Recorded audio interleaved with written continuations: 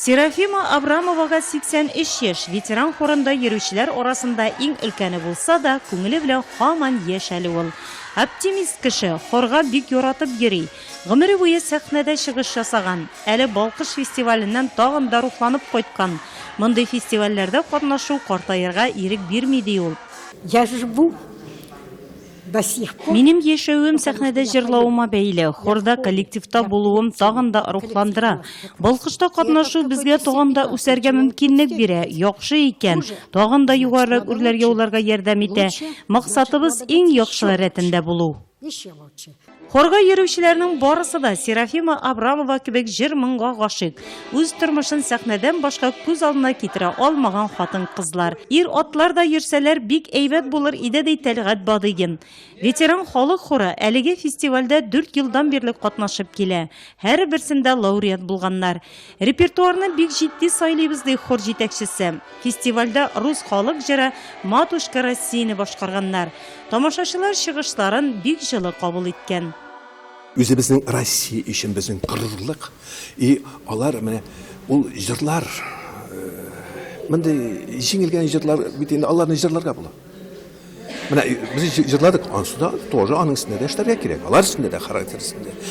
Теге ул горурлык белән үзебезнең Россия өчен, үзебезнең ил, үзебезнең тынычлык. Менә бүген көндә без шуны белән шатланып туя алмыйбыз үзебезнең илдә. Дөрес бит.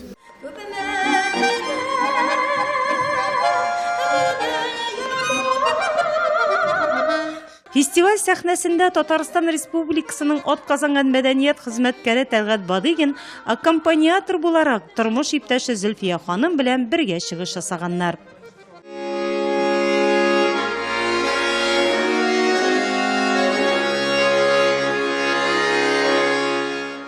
Танылган баянчы, композитор Сәмигулла Рәхмәтуллин татар-башкорт көйләренә попури башкарып тамашачы мәхәббәтен яулаган. Шулай ук гармунчы Василий Абрамов белән дуэт буларак та чыгыш ясаганнар. Мин арада иң яшь пенсионер идем дип шаярта ул. Балкышта мин икенче тапкыр катнаштым, чөнки әле мин яңа пенсионер. Шуның белән икенче тапкыр гына булдым Балкышта. Киләчәктә Ходай насыйп итсен, тагын шулай уйнарга, берәрсен җырлатырга. Без авычны дуэт уйнадык Абрамов белән, Василий белән. Аның белән быел да шулай выступать иттек дуэт. Ул гармунда, мин баянда. Без чуаш, урыс һәм татар көйләрен башкарабыз инде, попури шундай. Национальный, ул национальный үзенең киемендә, мин татар киемендә национальный чыгабыз шулай сәхнәгә.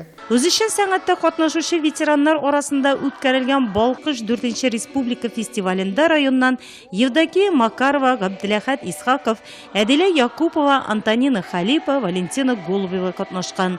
Гала концерт исә 5 октябрьдә Казан шәһәрендә үткәреләчәк.